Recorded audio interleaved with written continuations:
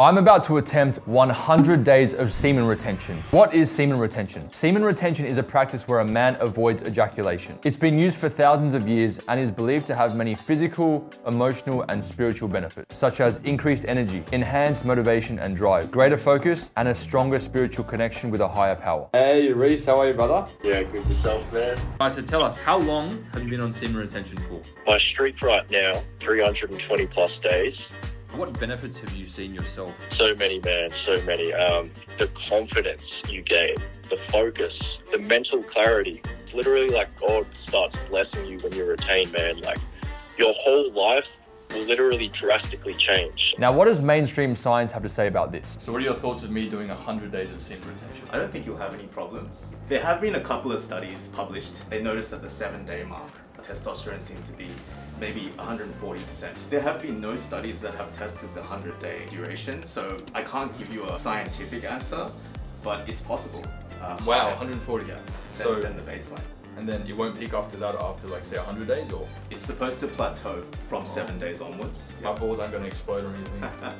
I've not experienced that with any of my patients so far. Okay, that's good. And finally, why am I doing this? Over the course of my adult life, I've had a habit of sleeping with many different women. After some time, I started to question this habit and ask myself, is this truly good for me or could it be harming me in some way? Over the next 100 days, you guys are going to come along with me on this journey to find out if semen retention is all it's hyped up to be. Hi, excuse me, quick question. Hey, how's it going? Yeah, good. Quick question. Do you know where the, I'm on semen retention. Sorry? I'm on semen retention. I have no much idea. Oh, I'm just telling you I'm on semen retention. Oh, okay. I thought you wanted to know, that's all. Oh, okay. No. Okay. Oh, all good, thanks, Ben. Sorry, I'm in semen retention. My first name is Semen Retention. Semen retention, man? Yeah, I legally changed it recently. Did you ask for my first and my last name? Last name. Oh, no, I thought you were asking if I was on semen retention. Oh, because I am. I just thought you wanted to know, that's all. I just want everyone here to know that I am on semen retention. Now that I've told the whole world about my new identity, it's time to get to work. The first thing I decided to do was to take a blood test to measure my current testosterone levels. And after this, I thought it'd be best to probably tell my parents what I'm doing. Mom? Yes, darling. I'm doing 100 days of semen retention. What's that? Hi, Jamie. Uncle! Yeah, it's good. I'm holding in my sperm for 100 days. Why? I'm doing semen retention. What? On day 1 of starting semen retention, I started to train with my personal trainer and friend, Matt. I then started to work in an office space to make sure there was no room for temptation. Well, at least that's what I thought. And lastly, and most importantly, unfollowing every single hot girl I had on Instagram. Okay, look, that last part might have been a lie, but I'll see how I go. During the first week, my main focus was to be consistent with every single thing I was doing. I made sure that I didn't give myself any excuses and to make sure that everything I was doing was productive. I was focused on each simple step. My only focus was to tick off as many things as I could on a daily basis. My entire focus was gym, diet, work, and semen. Retention. During the second week, I started to gain momentum. The old habits were slowly dying away and temptation was becoming easier to control.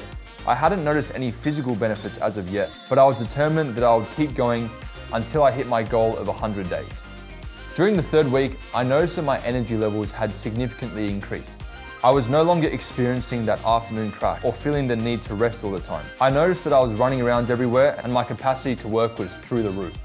The first 30 days was a huge success. I managed to pretty much perfect my training and my diet with no slip-ups, and I lost 1 to 2 kilos in the first month. My strength at the gym increased, and so did my overall confidence in everyday situations.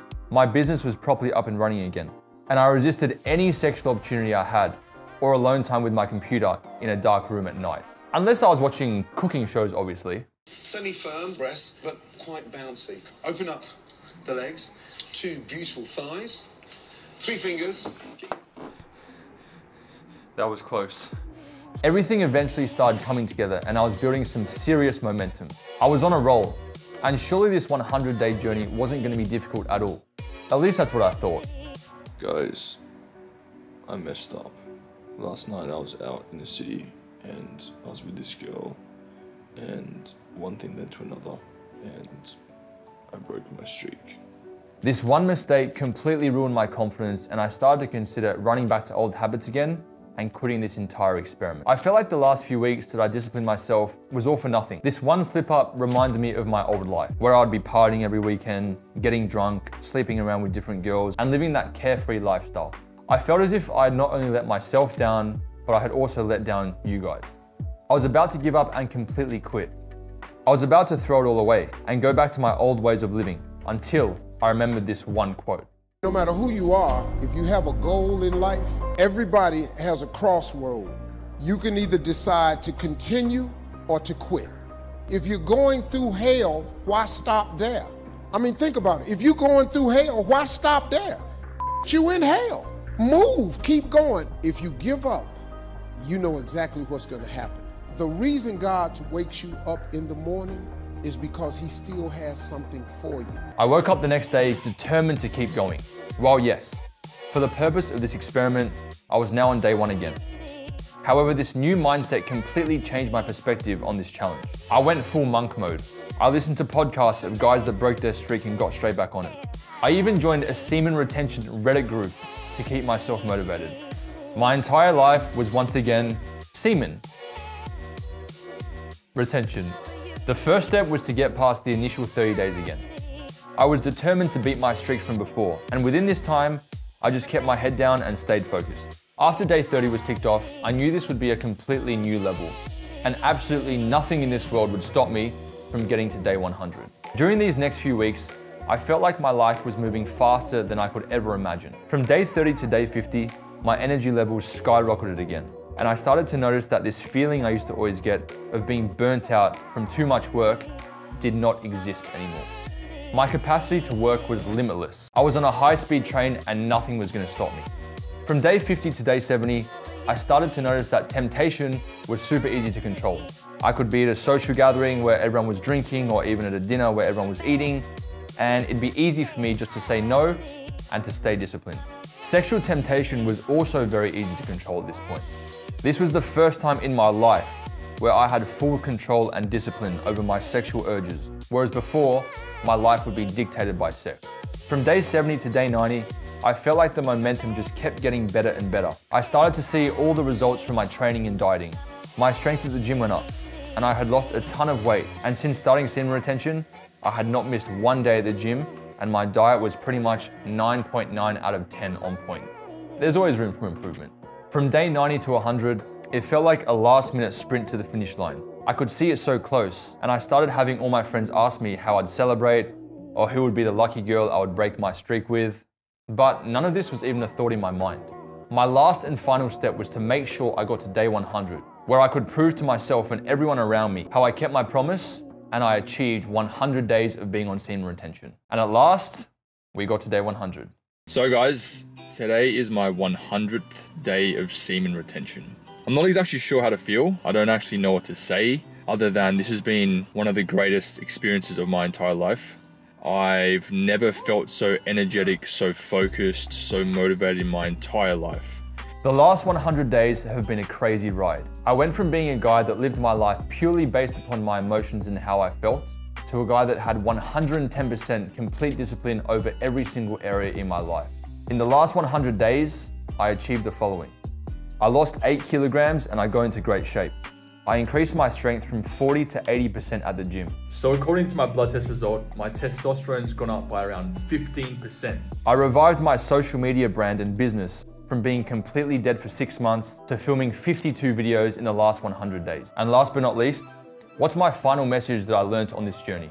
There are many things I could focus on, but there was one particular lesson that stood out to me on this 100 days of semen retention. We live in a world where we're so influenced by the way that the mainstream media tells us how we should be living. We used to live in a world where human beings would work towards building a strong family unit, where we would sexually preserve ourselves for marriage, and where we would discipline ourselves as a reflection of our morals and values. Fast forward to the year 2022, we now live in a world where pornography is normalized, where a man who sleeps with hundreds of women is idolized, and where a spiritual relationship with God is frowned upon.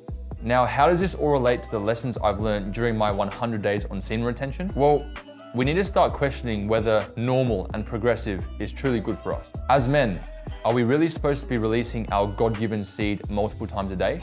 Or are the positive benefits that I experienced a direct reflection of me living in accordance with the way that we're truly designed to live? A man's seed is so powerful, it can create a new life.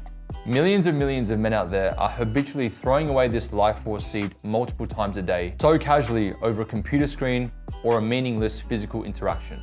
I hope you guys enjoyed this video, and I apologize if the end was a little bit serious, but I'm very passionate about this topic and I hope you guys took something from it. If you guys have any questions, feel free to DM me on Instagram and make sure you comment below your thoughts. I love you guys and I'll see you guys next time.